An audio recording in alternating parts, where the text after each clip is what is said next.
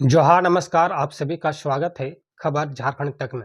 चलिए शुरुआत करते हैं आज की सबसे बड़ी खबर से। आदिवासी गांवों में आंगनबाड़ी केंद्र खोलने का फैसला स्वागत योग्य, बाबूलाल मरांडी। जी हां, बता दें कि बीजेपी प्रदेश अध्यक्ष बाबूलाल मरांडी ने झारखंड के आदिवासी गांवों में नए आंगनबाड़ी केंद्र खोलने के फैसले को स्वागत योग्य बताया है। उन्होंने सोशल मीडिया पर लिखा है कि केंद्र सरकार की पीएम जनमन और धरती आबा जनजातीय ग्राम उत्कर्ष अभियान के तहत झारखंड के आदिवासी गांवों में 1220 नए आंगनबाड़ी केंद्र खोलने का फैसला स्वागत योग्य है। इससे आदिवासी समाज के विकास और पोषण में काफी सुधार होगा। बीजेपी प्रदेश अध्यक्ष ने तारीफ करते हुए कहा कि यह कदम स्वास्थ्य सेवाओं को बेहतर बनाएगा और ग्रामीण महिलाओं के लिए रोजगार के नए मौके प्रदान करेगा। आंगनबाड़ी कार्यकर्ताओं और सहायिकाओं की नियुक्ति से महिलाओं का सशक्तिकरण भी होगा। केंद्र सरकार का यह निर्णय सबका साथ सबका विकास के लक्ष्य की दिशा में एक महत्वपूर्ण कदम है, जो झारखंड के आदिवासी समुदाय के उत्थान में मील का पत्थर साबित होगा।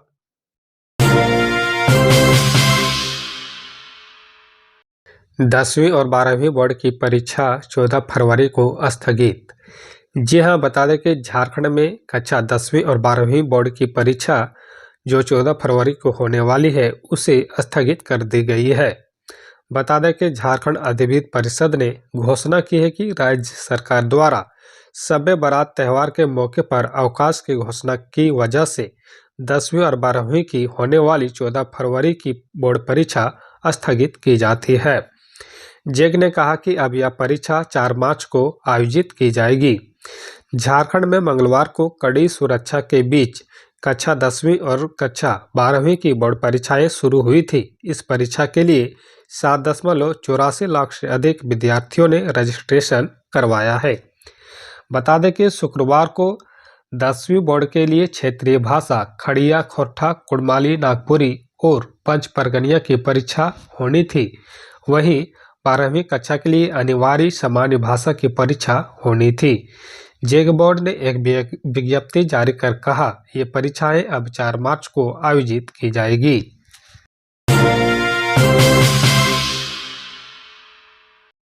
भाजपा ने झारखंड सरकार से पूछा, स्टूडेंट्स की मुफ्त कोचिंग के 350 करोड़ किस योजना में कर दिए खर्च। जी हां, बता दें कि झारखंड सरकार के उच्च शिक्षा विभाग द्वारा अक्टूबर 2023 में जारी 2 अहम टेंडरों में एकलव्य प्रशिक्षण योजना और मुख्यमंत्री शिक्षा प्रोत्साहन योजना के दयनीय स्थिति पर भारतीय जनता पार्टी ने सवाल उठाए हैं। प्रदेश प्रवक्ता अजय शाह ने कहा कि हेमंत सोरेन सरकार ने वर्ष 2023 में 35,000 छात्रों को लाभ पहुंचाने के उद्देश्य से इन दोनों योजनाओं की घोषणा की थी। इन योजनाओं के तहत छात्रों के लिए UPSC, JPSC, bank, PO, medical engineering, SSC, hotel management, mass communication, railway board जैसी प्रतियोगी परीक्षाओं के लिए मुफ्त कोचिंग की व्यवस्था की घोषणा की गई थी। छात्रों को हर महीने 2,500 रुपये की आर्थिक सहायता देने का भी प्रावधान किया गया था। अजय शाह ने हेमंत सोरेन सरकार पर निशाना साधते हुए कहा कि इन दोनों योजनाओं के लिए लगभग 350 करोड़ रुपये का बजट 1.5 साल पहले ही स्वीकृत हो चुका है। हैरानी की बात है कि अब तक इस दिशा में कुछ नहीं हुआ। उन्होंने सरकार से सवाल किया है कि बिना किसी स्पष्ट कारण के इतनी महत्वपूर्ण योजना को रोककर झारखंड का हजारों छात्रों के भविष्य को अंधकार में क्यों धकेला गया।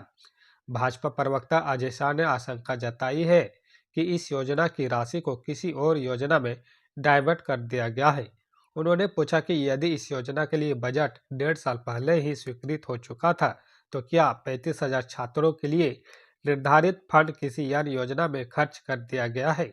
उन्होंने सरकार से यह भी स्पष्ट करने को कहा कि ये योजना पूरी तरह बंद कर दी गई है या आगामी बजट से इसे फिर से शुरू किया जाएगा।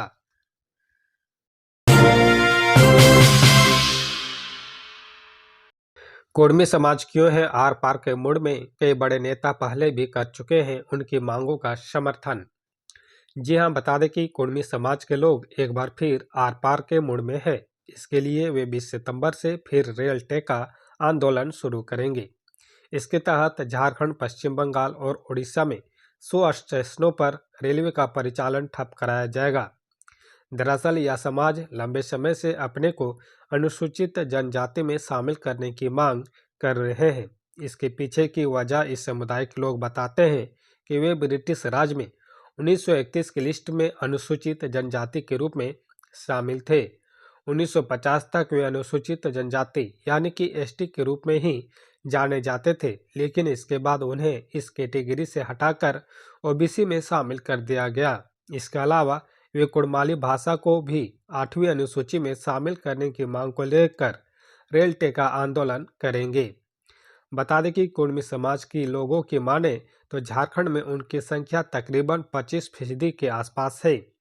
बंगाल और उड़ीसा में भी इस समुदाय की बड़ी संख्या में लोग रहते हैं। ऐसे में उन्हें अनुसूचित जनजाति का दर्जा दिया जाए।